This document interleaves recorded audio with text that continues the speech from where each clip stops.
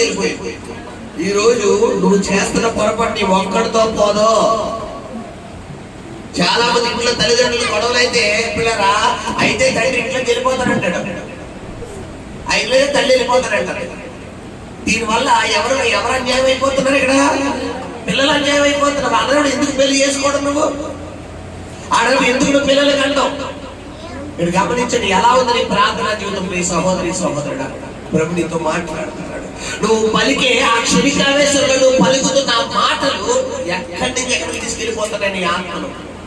యేసు ప్రభువు వారు పలుకుతున్న మాట చెట్ట చివరిగా, తండ్రి నీ చేతికి నా ఆత్మను అప్పగిస్తాను. ఈ రోజు నువ్వు చెప్పగలుగుతున్నావా? నా ఆత్మ నీ చేతికి అప్పగిస్తున్నాను అన్నావా? లేదంటే పాపాలకు అప్పగిస్తున్నావా? లోకాలకు అప్పగిస్తున్నావా? అపవాదికి అప్పగిస్తున్నావా? యేసు ప్రభువు వారు 7 మాటలు మనకు ఏది మాదిరికరమైన జీవితం. మొదటిగా నేను క్షమాపణ, నీ పొరుగు వారిని క్షమించమని నీకు తెలియపరుస్తుంది. రెండవదిగా పిల్లరా మరి మారు మనసు, అంటే పాప జీవితంలో ఉన్న వ్యక్తిని సైతం ఆయన క్షమించే జీవితం పిల్లరా మారు మనసు వైపు నడిపించింది. మూడవదిగా బాధ్యతను తెలియపరుస్తుంది. నీ తల్లిదండ్రులను బాధ్యత కలిగి ఉండాలి.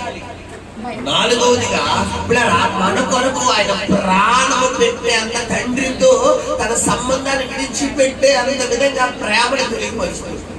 నాలుగవదిగా ఆత్మల కొరకు ఏం కలిగి ఉన్నాడు ఆయన? ఐదవదిగా డబ్బుకొని ఉన్నాడు. ఆరవదిగా తండ్రి ఈ లోకానికి ఏ ఉద్దేశం నిమిత్తం అయితే పంపించాడో అది ఫినిష్, నేను కంప్లీట్ చేశాను. ఈ రోజు నువ్వు అడుగుతున్న ప్రతి ఐశ్వర్యం కూడా క్రీస్తు యేసు మహిమలో ఆయన తీర్చబడి ఉంది. నీ ప్రతి అవసరత ఆయన తీర్చబడి క్రీస్తు యేసు మహిమలో. నీ ప్రతి అవసరత, నువ్వు అడుగుతున్న ఇల్లు కావచ్చు, నువ్వు అడుగుతున్న కారు కావచ్చు, నువ్వు అడుగుతున్న డబ్బు కావచ్చు, నువ్వు అడుగుతున్న బంగారం కావచ్చు, నువ్వు అడుగుతున్న సమస్త స్టేటస్ అంతా కూడా క్రీస్తు యేసు మహిమలో తీర్చబడిపోయింది. కాకపోతే ఎందుకు మనకి ఇంకా రావట్లేదంటే ఏముంది? బైబిల్లో నమ్ముట నీ వల్ల అయితే నువ్వు నమ్మడం లేదంటే ఏముంది? మత్తయి 20:22లో నువ్వు ప్రార్థన చేయనప్పుడు వేటి అడుగుతున్నావో అవి దొరికినవని నమ్మి నీకు అనుగ్రహించబడతాయి. మనం ఏం చేస్తాం? ఇక్కడ ప్రార్థన చేస్తాం, ఇక్కడ మనం ప్రార్థన చేస్తాం, ఇంటికి వెళ్తాం, మళ్ళా మన జీవితం మనదే. కానీ బైబిల్ ఏం చెబుతుంది? నువ్వు ప్రార్థన ఏంటైతే అడుగుతున్నావో నువ్వు నమ్మాలి. నువ్వు నమ్మడం అంటే ఏంటి చెప్పాలి. నమ్మడం అంటే ఏంటి చెప్పాలమ్మా. నమ్మడం అంటే ఏంటి? నీ చేతిలో ₹1,00,000 వస్తున్నాయి అన్నాను అనుకో. ఇప్పుడు నేను ఈ అమ్మాయి ఇంటికి వెళ్ళాడు, వెళ్ళాలే ఏసీ నాకు 1,00,000 ఇచ్చాడు, మమ్మీ నీకు రేపు 10,000 ఇస్తానే, ప్లస్ నీకు 10,000 ఇస్తాను, డాడీ నీకు 10,000 ఇస్తానులే, నాకు 70,000 ఉంచుకుంటాను, నాకు కావాలి అని చెప్పేలా ఉండాలి. ₹1,00,000 వచ్చి కూడా చూద్దాంలే అన్నదానికి లక్ష కాదు కదా, పావన కూడా రాదు. ఇప్పుడు మన మాట విధానం 5 రెట్లు 2 చాలు 5,000 మందికి ఆయన పంచి పెట్టక ముందు ఏం చేస్తున్నాడు? పంతులుగా ఏం చెప్తున్నాడు? కూర్చోబెట్టమన్నాడు. అంటే అర్థం ఏంటి? రొట్లు 5,000 మందికి సిద్ధపరిచిన కూర్చోబెట్టమన్నా, ముందుగా కూర్చోబెట్టమన్నాడా? చెప్పాలి. ముందుగా కూర్చోబెట్టమన్నాడు, సిద్ధపరిచిన తర్వాత కాదు. మరి ఈ రోజు నువ్వు ముందు కూర్చుంటున్నావా తర్వాత కూర్చుంటున్నావా? నువ్వు నమ్మాలి. క్రీస్తు యేసు మహిమలో ప్రతి అవసరత తీర్చబడును అంటాడు ఆయన. మరి తీర్చబడి అంటే నువ్వు నమ్మాలి, దేవుడు నా అవసరత తీర్చాడు అని.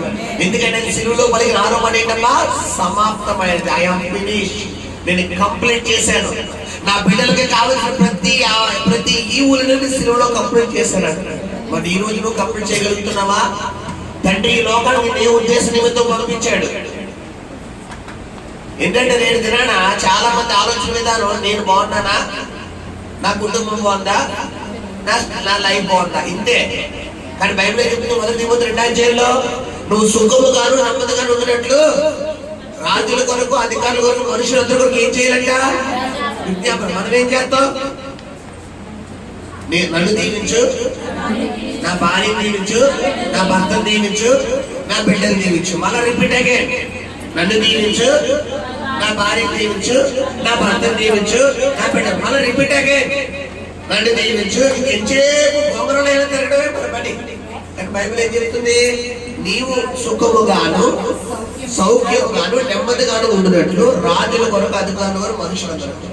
నీ ప్రార్థన మారితే నీ లైఫ్ స్టైల్ మారిపోతుంది. మీ ప్రార్థన